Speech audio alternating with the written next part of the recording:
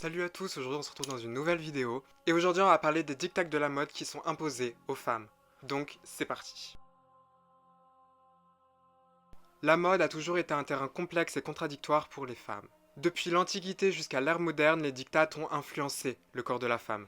Mais ce n'est pas uniquement lié au style ou à une esthétique, mais surtout à une question de pouvoir, de statut et surtout de liberté. Les tendances et les codes sociaux ont constamment façonné l'image de la femme dans la société, imposant des normes strictes et bien souvent irréalistes. Mais dans cette histoire de mode et de femmes, il y a aussi des révolutions, des réappropriations et des combats pour la liberté. Les origines des premiers diktats vestimentaires remontent aux premières civilisations. Par exemple, dans l'Égypte ancienne, les robes fluides et simples symbolisaient une forme de pureté et de liberté pour les femmes. Les couleurs, le tissu et même la coupe étaient soigneusement choisis pour refléter la classe sociale et le statut. Cependant, cette apparente simplicité était également une manière de rappeler que certaines femmes avaient un rôle bien plus précis au sein de la société. Dès l'Antiquité, les vêtements étaient déjà bien chargés de signification sociale. Alors je voulais juste préciser, là on va parler de tout ce qui est Antiquité, Moyen-Âge, Renaissance, etc. Je ne vais pas trop m'étaler sur ce sujet, parce que c'est absolument pas mon domaine, donc n'hésitez pas si vous avez des informations en plus à donner, il n'y a aucun souci. Je tenais juste quand même à en parler parce que c'est extrêmement important, parce que cette période-là a largement façonné la façon dont on pouvait percevoir les diktats des femmes aujourd'hui, dans l'ère moderne. C'est à partir du Moyen-Âge et de la Renaissance que la mode commence à avoir un véritable pouvoir sur la société et les codes sociaux, dans la construction de l'image féminine. À cette époque, les femmes étaient principalement vues comme des objets de désir. Leur apparence était dictée par des codes sociaux et religieux.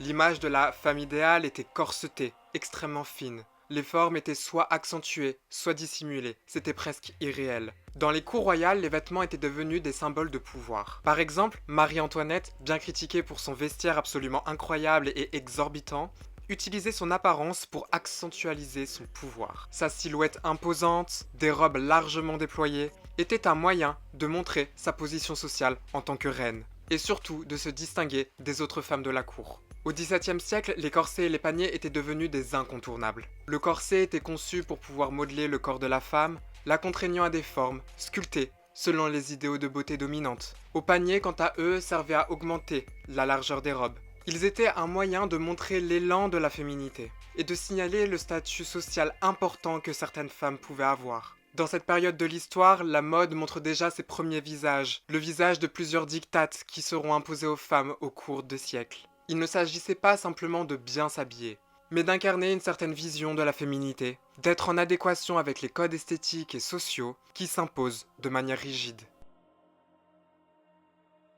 Au XIXe siècle, la mode continue à soumettre les femmes à des codes irréalistes de beauté qui ne correspondent pas à la réalité du corps humain. Les corsets sont de plus en plus rigides, les jupes deviennent si larges qu'elles créent une silhouette démesurée et irréaliste. Ces vêtements étaient non seulement là pour contraindre le corps, mais aussi de rappeler aux femmes leur place au sein d'une société patriarcale. Celles qui désobéissaient à ces règles se voyaient bien souvent marginalisées. Dans les années 1850-1860, les premiers mouvements féministes prennent forme. Des figures comme Elizabeth Cady Stanton aux États-Unis ou encore Emily Pankhurst en Angleterre commencent à défier les normes sociales. Elles revendiquent l'égalité des droits pour les femmes. Leurs luttes ont un impact profond sur la manière dont les femmes pouvaient percevoir leur corps. Celles qui luttaient pour le droit de vote étaient souvent contraintes de se conformer à des styles vestimentaires stricts, tout en cherchant à devoir exprimer leur indépendance. Le XXe siècle marque un tournant radical dans l'histoire de la mode et de la femme. C'est une époque de bouleversements sociaux, politiques et culturels. Les femmes commencent à revendiquer leur place au sein de la société. Les guerres mondiales, la lutte des droits des femmes, la révolution sexuelle et les mouvements féministes deviennent des éléments essentiels qui influencent les tendances de la mode. Dans les années 1920, on va avoir les garçons. Des robes plus courtes, des cheveux courts, des lignes de vêtements simples et moins corsetées. Ce mouvement est un acte de rébellion contre les normes féminines traditionnelles et un signe de quête de la liberté des femmes. Bien que ce soit un acte d'émancipation, la mode n'échappe pas totalement aux pressions sociales.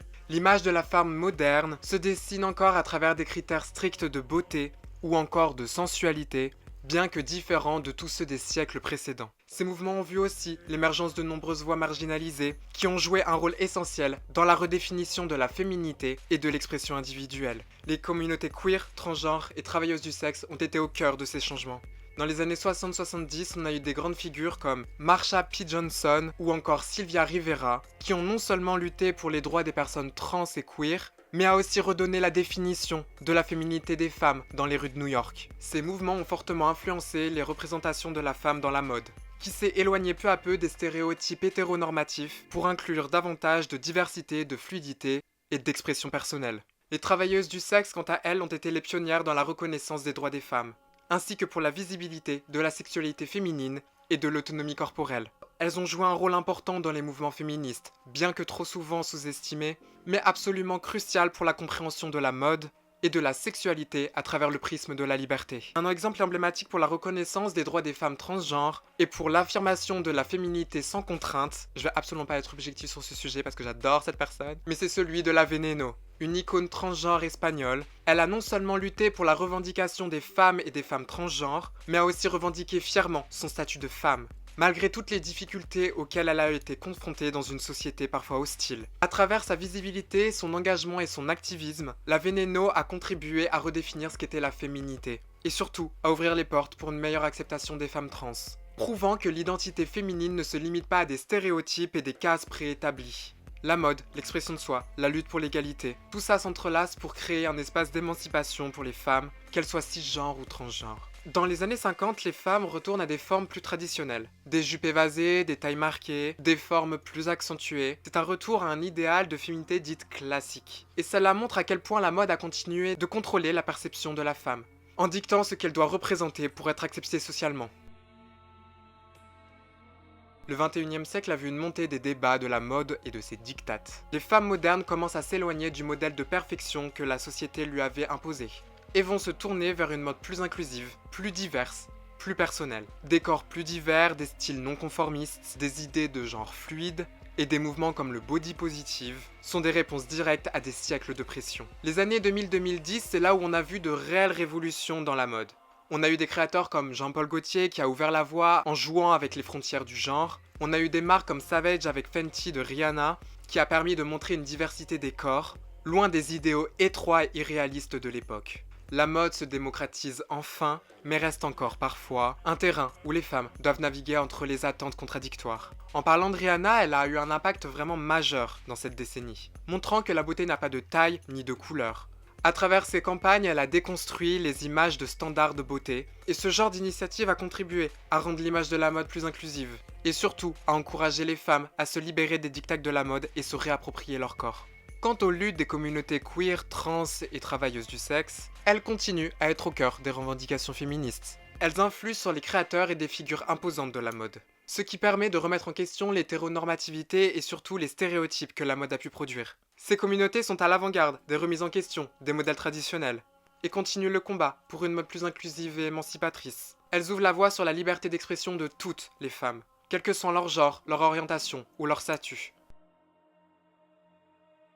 La mode, aujourd'hui, même si elle peut ouvrir une forme d'expression personnelle, demeure souvent une forme de soumission indirecte aux dictats imposés par l'industrie. La mode aujourd'hui, même si elle peut offrir une forme de liberté personnelle, demeure souvent une forme de soumission imposée par les dictats de l'industrie. D'un côté, elle permet une expression individuelle, et de l'autre, un outil puissant de contrôle. Les tendances actuelles comme le clean girl ou encore le old money témoignent d'une volonté d'un retour à des formes plus conservatrices, et tente de rétablir l'image de la femme qui fait écho à des stéréotypes du passé. Le paradoxe est là. La mode peut être à la fois libératrice ainsi que contraignante. Elle permet aux femmes de s'exprimer, mais aussi de les enfermer dans des cases. Des cases où la norme reste un idéal peu accessible. Les pressions sociales, les images véhiculées par les réseaux sociaux, qui sont détenues par des dirigeants ultra sexistes, misogynes et tout ce que vous voulez, ainsi que les standards de beauté, continuent de dicter la manière dont les femmes doivent être vues dans la société. En conclusion, les relations entre la mode et les femmes sont complexes, ambiguës et surtout en constante évolution. De la femme corsetée du XIVe siècle à la femme libre des années 60, de la mode de la starlette à la mode du body positive, le chemin a été semé d'embûches. La mode est à la fois un champ de bataille et un espace de réinvention pour les femmes. Un lieu où elles peuvent se réapproprier leur image tout en étant confrontées à des pressions sociétales. Aujourd'hui, les femmes continuent de naviguer entre liberté et contrainte, aux expressions de soi et aux conformités. Et si la mode peut être un puissant moyen de réappropriation, il est essentiel de rappeler que la vraie vérité réside dans les choix. Le droit de s'habiller comme elles l'entendent, sans être jugées, ni poussées à répondre à des dictates qui ne correspondent pas à leur identité.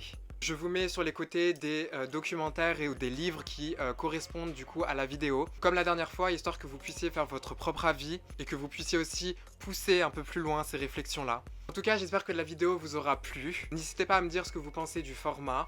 N'hésitez pas à aller me suivre sur mes autres réseaux sociaux où je poste des vidéos tous les jours sur des sujets divers et variés autour de la mode. Je vous dis à la prochaine pour une nouvelle vidéo. Bisous!